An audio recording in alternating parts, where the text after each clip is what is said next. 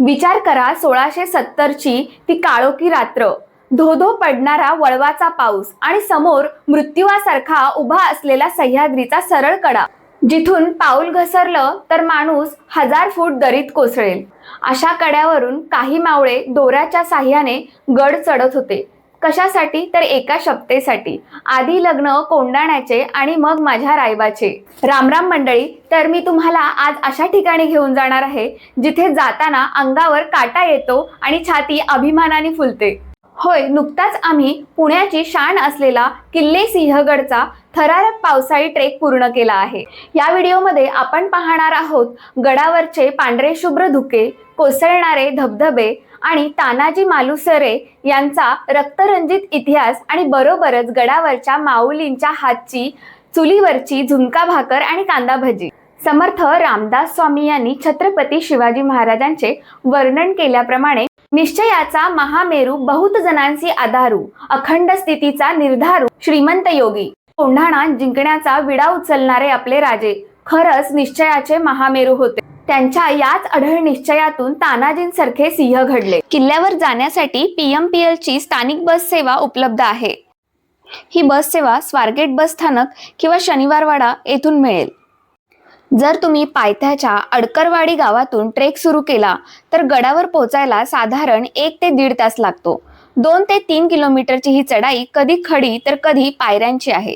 पण आजूबाजूंची विहंगम दृश्ये पाहताना हा 1.5 तासाचा प्रवास कधी संपतो ते समजतच नाही. पावसाळ्यात सिंहगड म्हणजे जणू भूतलावरील स्वर्गच. चहूबाजूनी पसरलेली हिरवीगार शाल, अंगाला स्पर्शून जाणारे पांढरे भट्ट धुके आणि डोंगरावरून वाहणारे पाण्याचे पांढरे धबधबे, हा नजारा डोळ्यात साठवताना स्वर्गाचे सुखही फिके पडते. सह्याद्रीचे हे रूप पाहण्यासाठीच प्रत्येक ट्रेकर येथे धावून येतो. येथे आल्यावर समजते की आपल्या राजांची निवड किती ग्रेट होती. पावसाळ्यात जेव्हा धुके गडाला वेढून घेत तेव्हा शत्रूला तर काय, स्वतःचा हत्तीही दिसत नसेल. तुम्हाला माहिती आहे का, पुरंदरच्या तहमध्ये मोगलांना दिलेले 23 किल्ले शिवरायांच्या डोळ्यात चलत होते. पण जिजाऊ आईसाहेबांच्या नजरेत एकच किल्ला खुपत होता, तो म्हणजे कोंढाणा. आऊसाहेबांनी शिवबांना सांगितलं, शिवबा, या कोंढाण्यावर मोगलांचा हिरवा झेंडा फडकत असताना आम्हाला अन्न गोड लागत नाही. याच काळात तानाजी मालुसरे यांच्या घरी मुलगा रायबा याच्या लग्नाची तयारी सुरू होती. घर आनंदाने नटले होते. हे पाहून शिवाजी महाराजांनी मनात विचार केला, अशा आनंदाच्या प्रसंगी तानाजी यांना युद्धावर बोलावणे योग्य नाही. म्हणून त्यांनी कोंढाण्याच्या मोहिमेबद्दल तानाजींना सांगितलेच नाही. परंतु ही बातमी तानाजींच्या कानावर आली. ते तात्काळ राजगडावर महाराजांच्या समोर हजर झाले.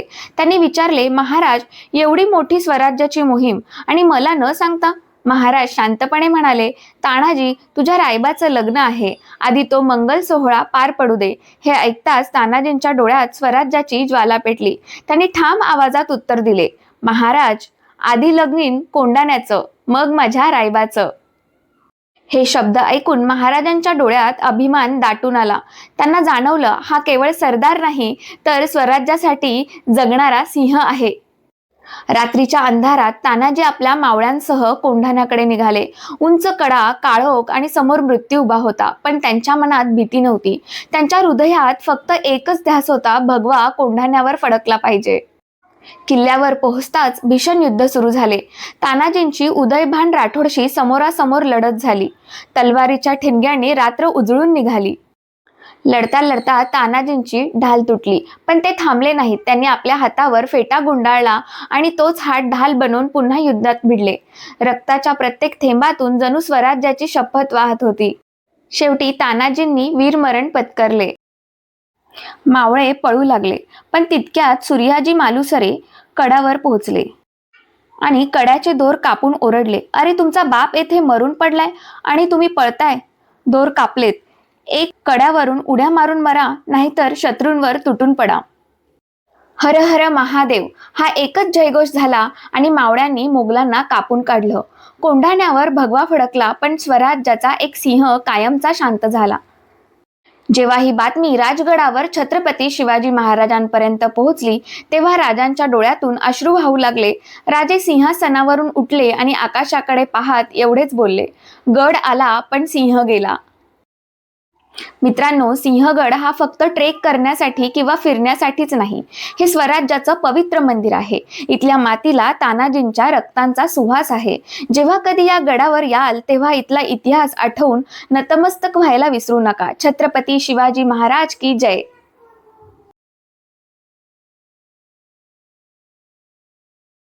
मित्रांनो, सिंहगडाचा ट्रेक आणि तिथली गरमागरम चुलीवरची झुणका भाकरी, सोबतीला कांदा आणि मडक्यातलं थंडगार दही, हे कॉम्बिनेशन म्हणजे अमृतच. गडावर आल्यावर हॉटेलमध्ये किंवा घरून आणलेलं जेवण खाण्यापेक्षा इथल्या मावळा माऊलींच्या हातची ही चव नक्कीच चाखा. हा व्हिडिओ तुम्हाला कसा वाटला हे नक्की कळवा आणि चॅनलला लाईक, शेअर, सबस्क्राईब करायला विसरू नका.